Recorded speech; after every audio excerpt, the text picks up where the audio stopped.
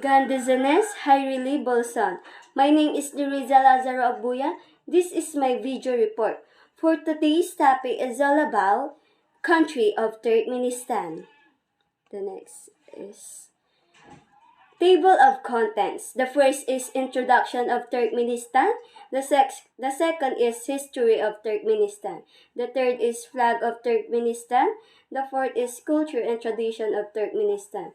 The fifth is principle and usage for their languages. And the sixth is Song of Turkmenistan or national anthem of Turkmenistan.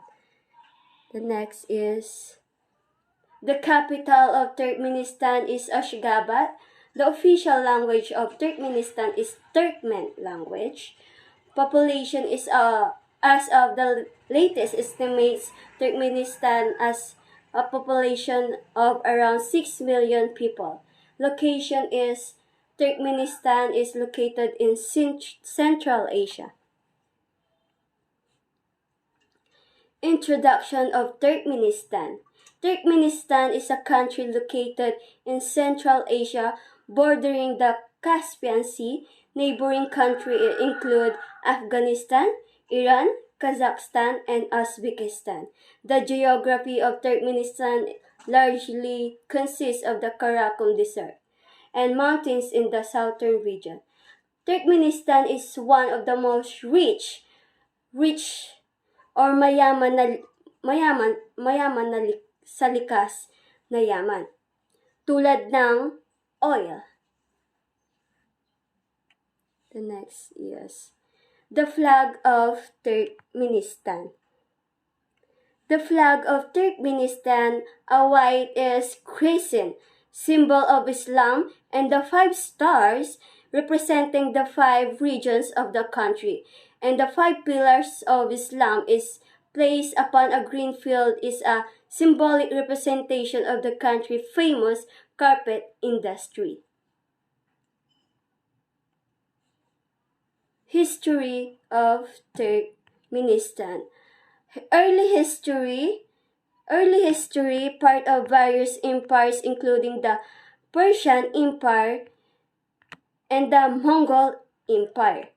Mongol Empire founded by Genghis Khan in 1206, originating from the Mongol heartland in the steppe of Central Asia. By the late 13th century, it spanned from the Pacific Ocean in the east of the Danube River and the shores of the Persian Gulf in the west.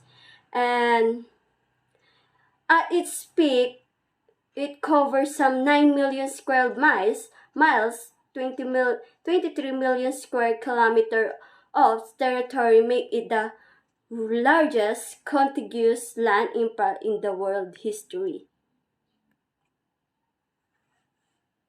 16th-19th century, dominated by nomadic Turkmen tribes. The history of Turkmenistan, the 16th and until the 19th century, is mostly known by the relation with the states of Iran, Khiva, Bukhara, and Afghanistan. Wars of the period took place mostly in the lands of Turkmenistan. The next is 19th century. Incorporated into the Russian Empire, Turkmenistan was once part of the ancient Persian Empire. The Turkmen people were originally pastoral nomads, and some of them continue this way of life up into the 20th century. Living in the transportable dome-shaped felt tents, the territory was ruled by the Seljuk Turks in the 11th century. History of independence. Government and politics after over a century of being a part of the Russian Empire and then the Soviet Union, including 67 years as Union Republic. Turkmenistan declared its independence on on 27 October 1991, following the dissolution of the Soviet Union. The next is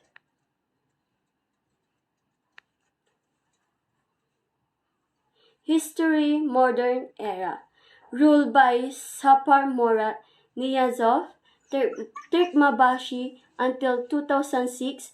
Current president is Gurbanguly Berdimuhamedow, wherein nirule niya na hanggang siya ay namatay o until 2006.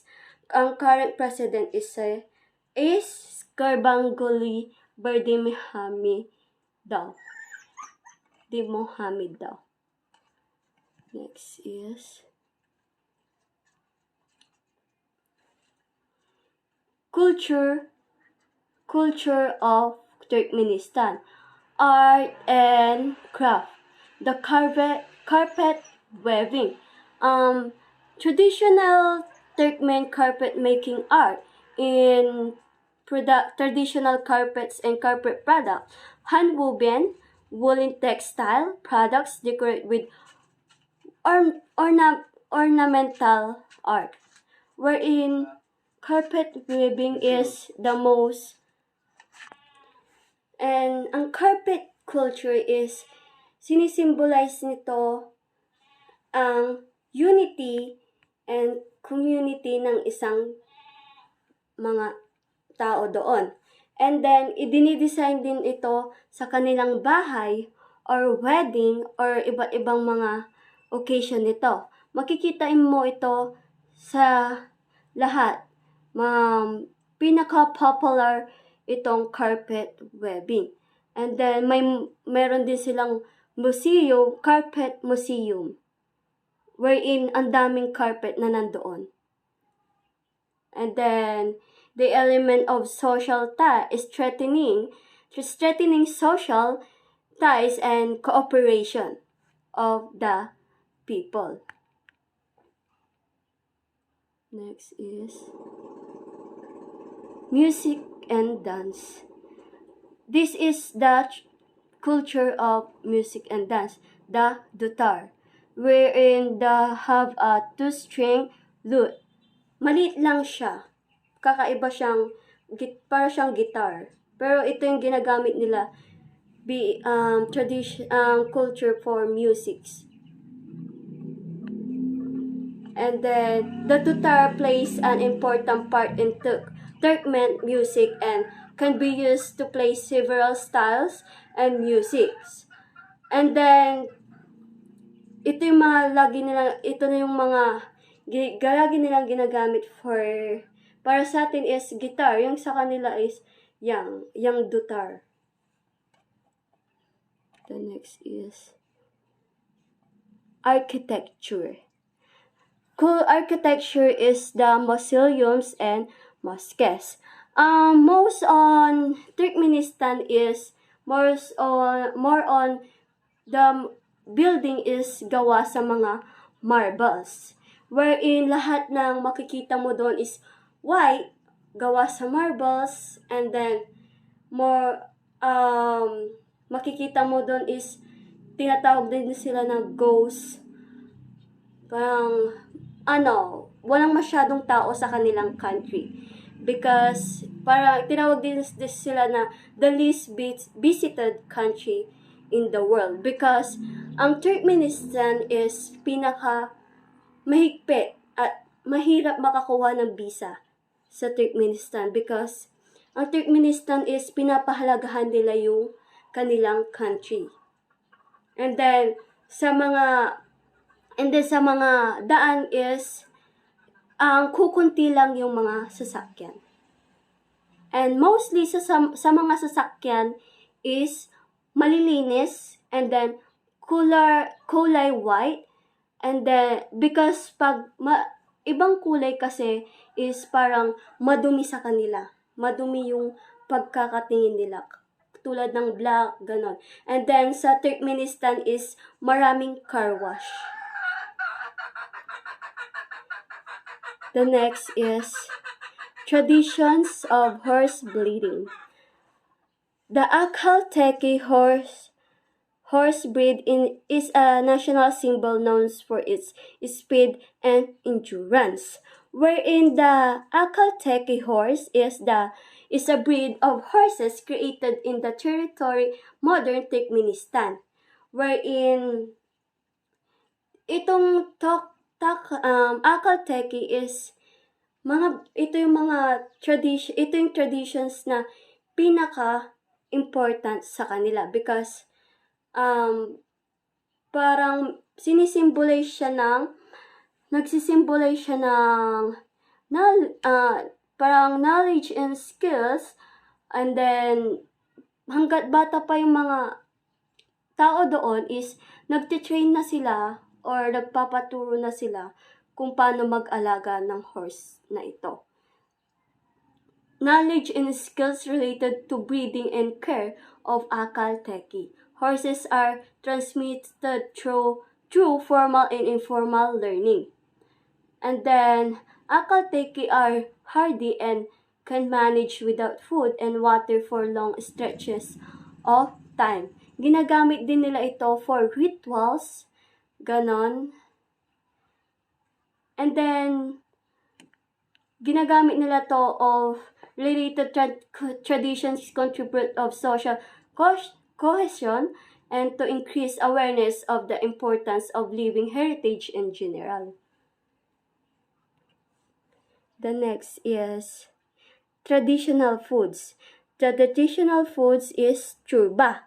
The second is kakmak, and the third is gatik.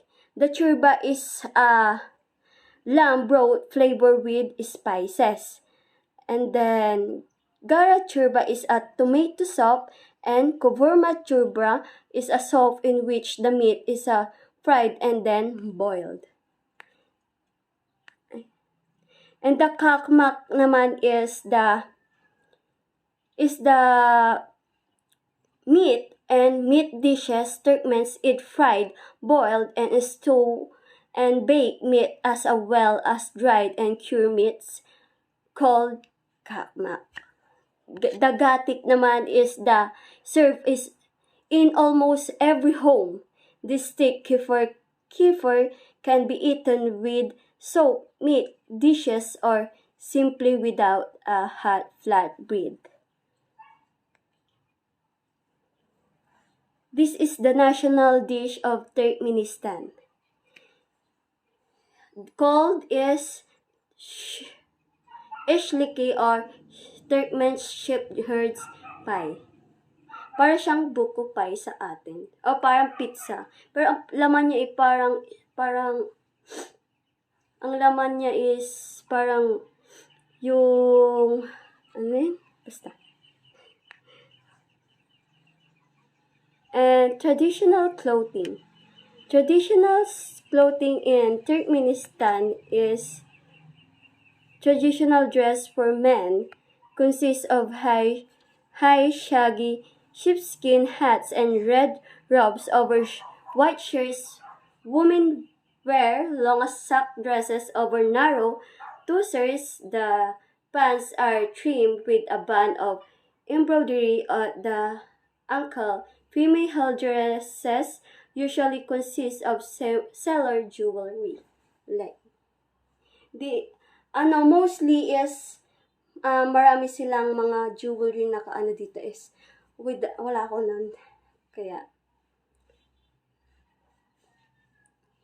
the next is the language. Official language is Turkmen, a member of the Orgus branch of the Turkic language family. Is 72% is Turkmen language. The second language nila is Russian is the 12%, and the Uzbek is 9%. Writing style is uses a Latin-based alphabet since 1991. Previously used the Cyrillic alphabet.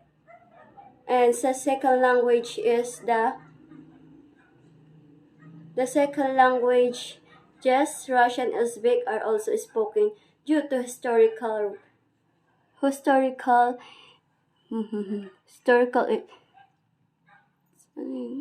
historical roots, and ethnic diversity. The next is greetings. Sa Turkmenistan, ang hello is salam. The good morning is Estirnes Hayrili Bulsan. The good afternoon ay yung sinabi ko kanina is my introduction is Gandisines Hayrili Bulsan.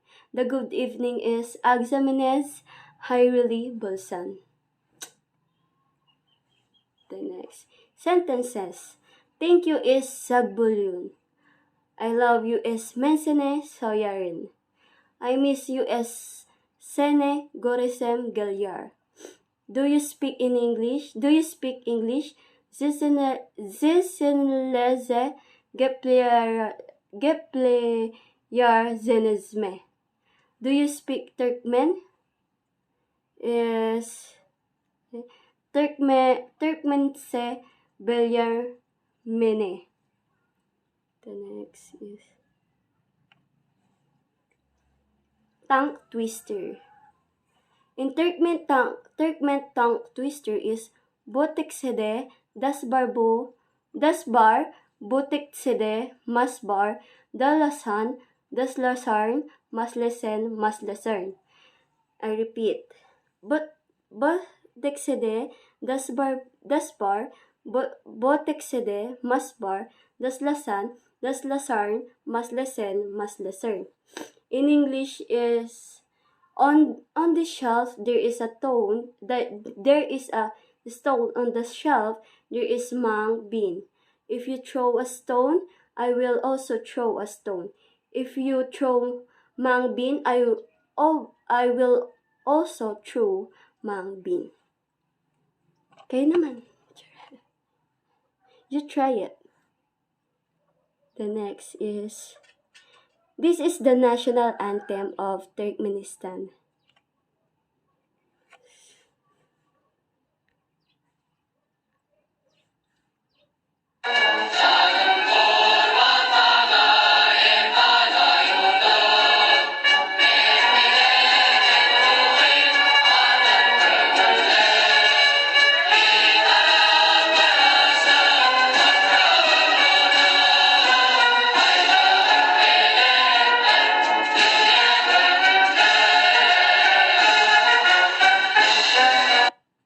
That is the national anthem of Turkmenistan. The fact of Turkmenistan is mahanap